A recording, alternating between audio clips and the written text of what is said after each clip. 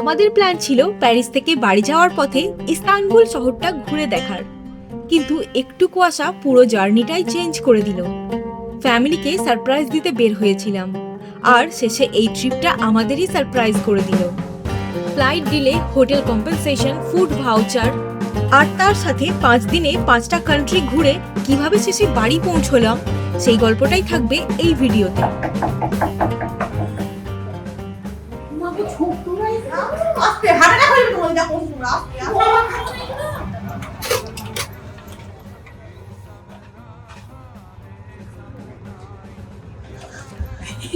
আস্তে আস্তে।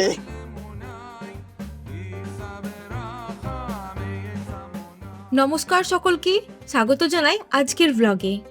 আমরা প্যারিস থেকে কলকাতা যাচ্ছিলাম ফ্যামিলিকে সারপ্রাইজ দিতে। তার সাথে ইস্তানবুল শহরে 2 দিন কাটানোর কথা ছিল। এদিকে আমাদের কপালে যে অন্য কিছু লেখা আছে সেটা আমরা জানতাম না। প্যারিস থেকে আমাদের যাওয়ার কথা পোল্যান্ডের ক্র্যাকো শহরে। সেখান থেকে আমাদের কানেক্টিং ফ্লাইট আছে ইস্তানবুল যাওয়ার জন্য, কিন্তু ঘন কুয়াশার কারণে ঠিক ফ্লাইট ল্যান্ড করার আগে অ্যানাউন্সমেন্ট হয় আমাদের ফ্লাইট ডাইভার্ট করে প্রায় 250 কিলোমিটার দূরে পোল্যান্ডের একটা অন্য শহর ওয়ারশোতে ল্যান্ড করানো হবে। সেই মুহূর্তেই আমরা বুঝতে পারলাম আমাদের পুরো ট্রিপটাই কমপ্লিকেটেড হতে চলেছে। প্রায় সারা রাতই আমাদের কেটে গেল লাইনে দাঁড়িয়ে। 2-2.5 ঘন্টা লাইনে দাঁড়ানোর পর যখন আমরা কাউন্টার অবধি পৌঁছাই, তখন আমাদের এয়ারলাইন এরকম সিচুয়েশন হওয়ার জন্য বেশ কিছুটা সাপোর্ট দিয়েছিল। ওরা আমাদের একটা স্ন্যাক্সের প্যাকেট প্রোভাইড করেছিল, তাছাড়াও হোটেল দিয়েছিল, আর হোটেলে পৌঁছানোর জন্য আমাদের 2টো কারের ভাউচারও দিয়েছিল। যেহেতু আমাদের ক্র্যাকো থেকে ইস্তানবুলের সকালে ফ্লাইট ছিল, তাই এয়ারলাইন আমাদের ওয়ারশো থেকে ক্র্যাকো যাওয়ার ব্যবস্থাও করে দিয়েছে। সকালে আমাদের 2টো এক্সট্রা প্লেনের টিকিট দেওয়া হয় ফ্রিতেই, যাতে করে আমরা ক্র্যাকো পৌঁছতে পারি আর আমাদের কানেক্টিং ফ্লাইটটা ধরতে পারি। পরে আমরা জানতে পারি আমরা 2জন একা নই, আমাদের মতো আরও কিছুজন প্যাসেঞ্জার ছিল যারা ওই একই ইস্তানবুলের ফ্লাইটটা ধরবে সকালে। হাতে কিছুটা সময় থাকায় আমরা ভাবলাম হোটেলে গিয়ে একটু রেস্ট নিয়ে আবার সকালে উঠে আসতে হবে। তাই আমাদের যে কারের কুপনটা দেওয়া হয়েছিল সেটা ইউজ করে এখন আমরা হোটেলের দিকে এগোচ্ছি। আমরা প্যারিস থেকে ইস্তানবুল যাচ্ছিলাম পোলিশ এয়ারলাইন LOL এর মাধ্যমে। এই এয়ারলাইন আমাদের একটা 4 স্টার হোটেল প্রোভাইড করেছে আজকে একটু রেস্ট নেওয়ার জন্য। সত্যি বলতে অ্যাকোমোডেশন সাপোর্টটা এই সিচুয়েশনটা হ্যান্ডেল করতে অনেকটাই হেল্প করেছে, কিন্তু হোটেল এসেও আমাদের শান্তি নেই, কারণ মাথায় শুধু একটাই চিন্তা, আমরা ঠিকঠাকভাবে ইস্তানবুল পৌঁছতে পারবো তো। ইস্তানবুল যেতে গেলে এখনো আমাদের 2টো ফ্লাইট ধরতে হবে। এখান থেকে আমাদের যেতে হবে ক্র্যাকো থেকে কানেক্টিং ইস্তানবুলের ফ্লাইটে উঠে তবেই আমরা ইস্তানবুল পৌঁছতে পারবো। অ্যাকোমোডেশনটা বেশ ভালোই দেওয়া হয়েছে, তবে আমরা এখানে মাত্র 2 ঘন্টার জন্যই রেস্ট নিতে পারবো। আবার আমাদের সকাল সকাল বেরিয়ে যেতে হবে ফ্লাইট ধরার জন্য।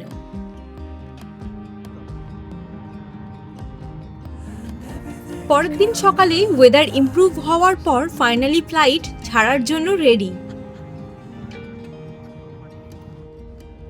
ক্র্যাকো এয়ারপোর্টে তখনও হালকা কুয়াশা থাকার কারণে ফ্লাইট ল্যান্ড করানো যাচ্ছিল না।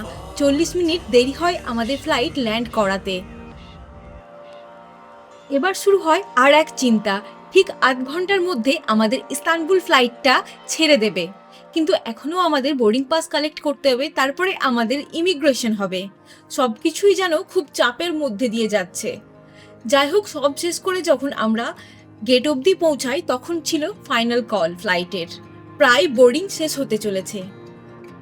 আমাদের 2জনের সাথে আরও বেশ কিছু প্যাসেঞ্জার ছিল যারা এই একই ফ্লাইটে উঠবে। আমরা সকলে একসাথে দৌড়চ্ছিলাম ফ্লাইটটা ধরার জন্য।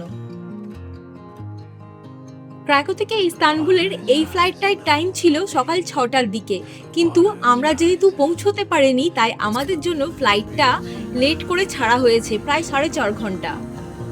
ফ্লাইটটা ছেড়েছে সকাল 10:30টায়।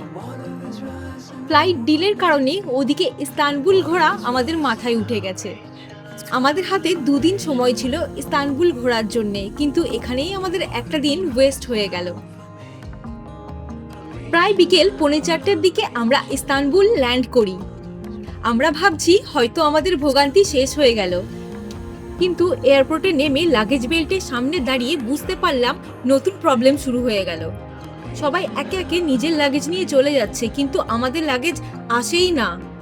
প্রথমে ভাবলাম একটু হয়তো লেট হবে, অনেকক্ষণ অপেক্ষা করার পর বুঝলাম আমাদের লাগেজ হয়তো আর আসবে না। তাই আমরা এয়ারলাইনের কাউন্টারে যাই আর সেখানে গিয়ে জানতে পারি আমাদের কম টাইমের জন্য লাগেজ ফ্লাইটে ওঠানোই যায়নি। আমরা বেশি প্যানিক না করে মাথা ঠান্ডা রেখে প্রথমে লাগেজ মিসিং কমপ্লেন একটা রেজিস্টার করলাম। তারপরে এয়ারলাইন আমাদের কথা দিল যত দ্রুত সম্ভব আমাদের লাগেজ তারা পৌঁছে দেবে। আর লাগেজ ট্র্যাকিং নাম্বারটা নিয়ে আমরা বেরিয়ে যাই ইস্তানবুলের দিকে। নেক্সট ভিডিওতে থাকবে আমরা একদিনে ইস্তানবুল কিভাবে এক্সপ্লোর করলাম তার ঝলক। আর সেটা যদি দেখতে চান তাহলে বলবো এখনই চ্যানেলটা সাবস্ক্রাইব করে রাখুন।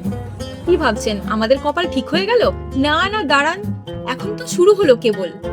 আমাদের এবার ইস্তানবুল থেকে দিল্লি ফেরার পালা ছিল, যেটা আমরা যেতাম ভায়া কাজাকিস্তান, একটা কাজাকিস্তানের এয়ারলাইন এয়ার আস্তানার মাধ্যমে।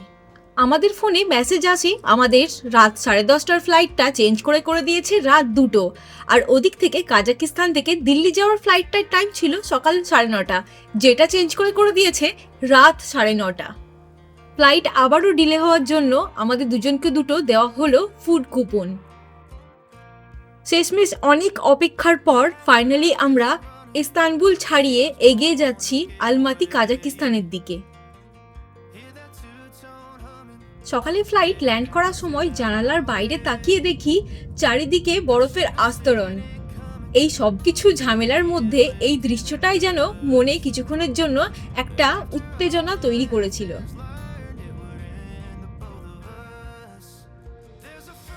4 দিন ধরে এই টানা ফ্লাইটে ট্রাভেল করার জন্য আমাদের মানসিক আর শারীরিক কোনোই জোর বা শক্তি কিছুই যেন নেই।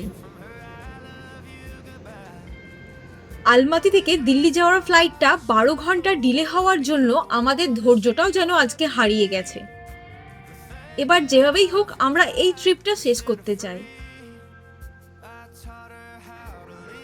ফ্লাইট আবারও ডিলে হওয়ার কারণে এয়ারলাইন আমাদের হোটেল আর ফুড কম্পেনসেশন প্রোভাইড করে। এয়ারপোর্ট থেকে আমাদের সরাসরি হোটেল নিয়ে যাওয়ার জন্য গাড়ির ব্যবস্থাও এয়ারলাইন আমাদের করে দিয়েছিল। তবে এইসবের মধ্যে এটা ভালো যে আমাদের আজকে একটু রেস্ট করার সুযোগ হয়ে গেল। গত কয়েক রাত থেকে আমাদের ঠিকঠাকভাবে ঘুমও হয়নি।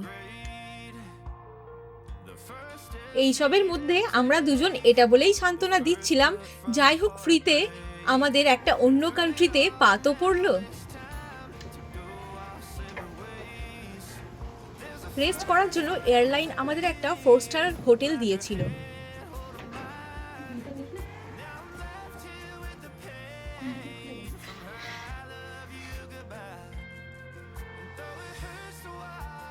চটজলদি স্নান সেরে আমরা দুজন চলে গেলাম লাঞ্চ করার জন্য, যেটাও আমাদের এই হোটেলই প্রোভাইড করেছিল। লাঞ্চ সারার পর ভাবলাম বাইরে এত সুন্দর স্নো পড়ে আছে, যাই একটু স্নো নিয়ে খেলা করা যাক।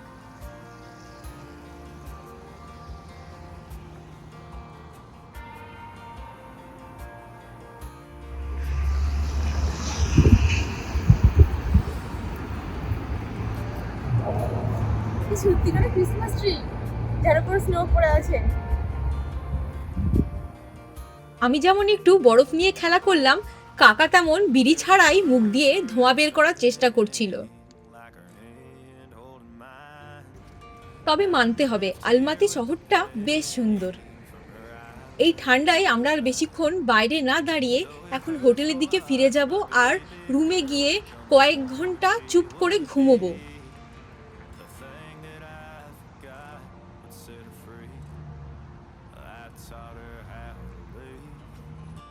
এখন গাড়ি আসলেই আমরা এয়ারপোর্টের জন্য বেরিয়ে যাব দিল্লির উদ্দেশ্যে।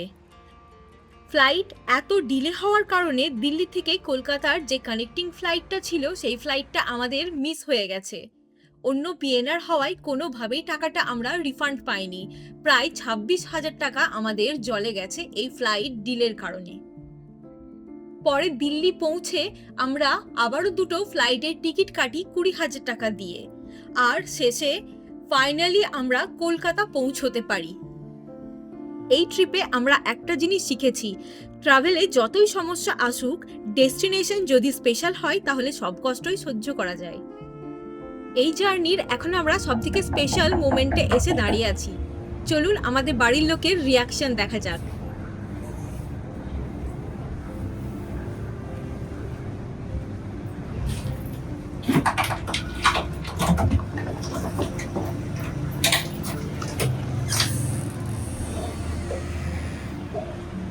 মাকে ছোট্ট রাইছে গো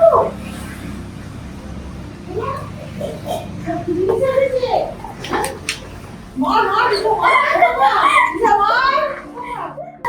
হ্যাঁ না আজকে হামে না হইবে তুমি যা করছো তোমরা আজকে ও বাবা খাবো না এগুলো না হ্যাঁ দেখি তো পাটা দিচ্ছে কিচ্ছু হয়নি, কিচ্ছু হয়নি, কিচ্ছু হয়নি। আমরা চিন্তা করে রাখতে ঘুম নেই কি ব্যাগ রেখেই আমরা দুজন গাড়ি নিয়ে বেরিয়ে গেছি এবার আমার শ্বশুর মশাইকে সারপ্রাইজ দিতে। উনি এখনো খবর পাননি যে আমরা দুজন বাড়ি চলে এসেছি।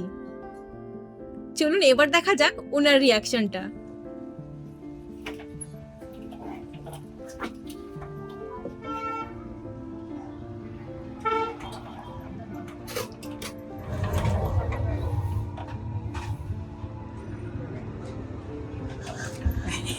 আস্তে আস্তে হ্যাঁ হ্যাঁ এবার কি